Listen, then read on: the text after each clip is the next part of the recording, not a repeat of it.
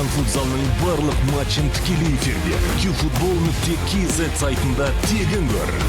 Smart TV немесе смартфоныңа қосымшаны жүктеп, qfutbol.kz-те қосылып, футзалды тамашала.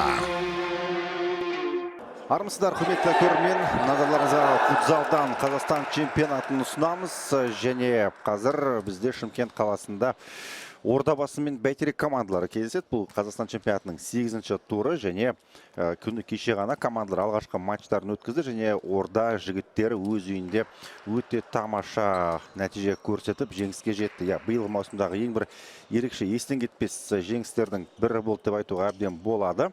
Және бұл бүгінгі матчта қонақтар әрине жеңіске жетіп 3 ұпай еншілеуі мүмкін. Төреші қазір ысқырық шалды, ойын басталды. Күні кешеде матч 17:58-де басталған, 2 минутқа ерте басталған еді, және бүгін де дәл сол уақытта басталып отыр. Бір қызығы, негізі 18:00-ге жоспарланған болатын.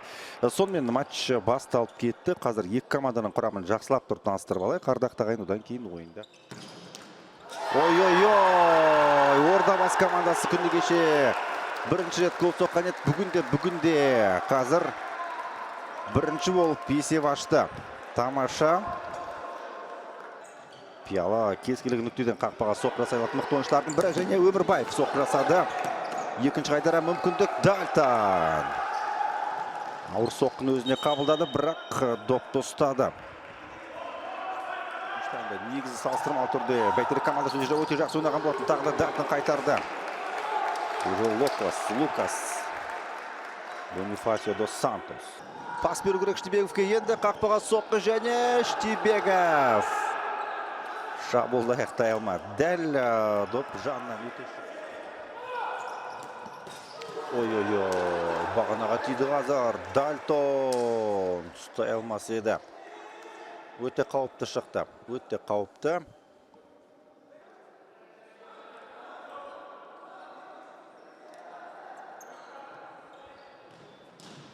Ой-ой-ой, және гол бұл жерде.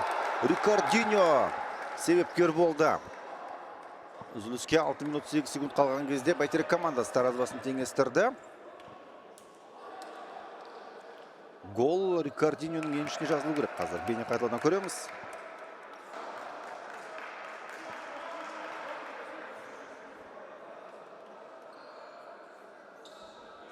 Мадеровты көріп тұрмыз. Қақпа маңда Рикардиньо, сонымен қатар Филиппелер дайын тұр, және қақпаға соққы жасауында қауіпті болды. Негізі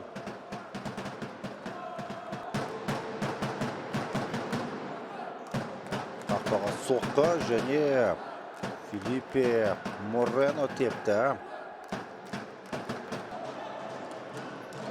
Қақпашы Бақтыды Төмірзақовта. Топқа келеған, және мінекей айтты қой ардақты ағайын. Командалардың бірі қазір гол салып кету мүмкін дедік. Дальтон Антонио позициясын жоғалтып алды, және Ордабасы командасы қазір мүмкіндікті өте тамаша пайдаланып гол соқты.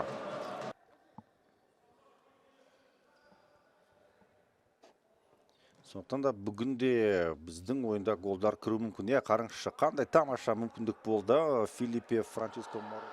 Тамаша мүмкіндік, және гол. Ордабасы командасы. Қараңызшы, жоқ жерден мүмкіндікті пайдаланып кетті. Гол есепке алынады. Нұрхан Байзақов. Сонымен Өмірбаев. Алыстан соққы, Нұрсұлтан Пиалы жақсы тепті.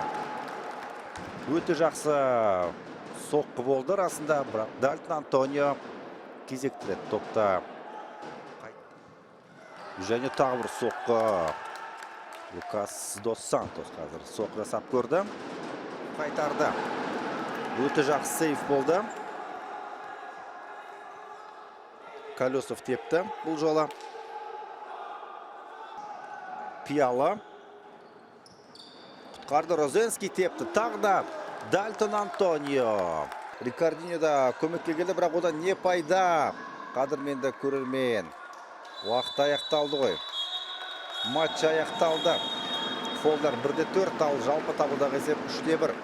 Ордабасы командасы осылайша қатардан екінші күн бойы жеңіске жетті. Оралдан келген жігіттер ұпайсыз қалды. Демек, Ордабасы командасында 14 ұпай болады. Сөйтіп, турнир кестесінде Орда екінші орынға дейін көтерілуі мүмкін. Екінші, үшінші орындарға көтеріледі. Кем дегенде үшінші орын бар. Жалпы жағдай жаман емес, ардақты ағайын. Өте тамаша ойынды көрдік. Ордабасы командасы Қазақстан футзалының барлық матчын тікелей эфирде qfutbol.kz сайтында тегін көр.